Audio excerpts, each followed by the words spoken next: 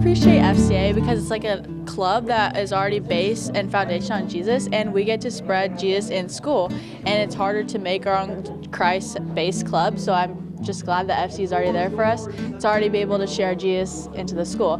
And I appreciate that we get to like share Jesus into the school because there's a bunch of my lost friends, and there's a bunch of lost people in the school that some of them don't even know who Jesus is. So I'm just really glad that we get to advertise FCA in our school. If someone was going to come to a meeting, what could they expect? Well, I think they would expect definitely fellowship. We do games, and like sometimes we have snacks, so it'd be really fun.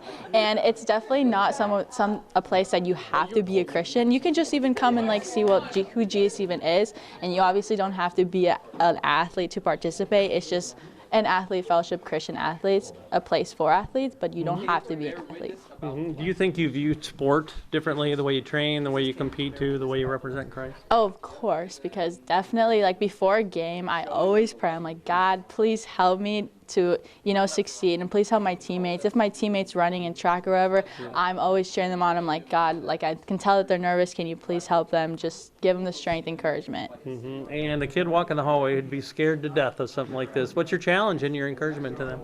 Well, I just encourage them that you don't have to be afraid. I'm friendly. No one's going to bite you. We're not going to judge you because we're all sinners. So if you don't feel like this is a place for you, if you're not good enough, me either. Like, we're all learning and we're all growing in our faith together. It enriches my high school experience because, like, seeing, like, a community of believers in our high school is, like, encouraging to me because, like, I feel during this day of age, there's not a lot of people that, like, know Christ, especially, like, in my age. So it's encouraging to be around other believers and just talk about Jesus, How mindful are you of Christ, the gospel, when you're competing, when you're training for your sport?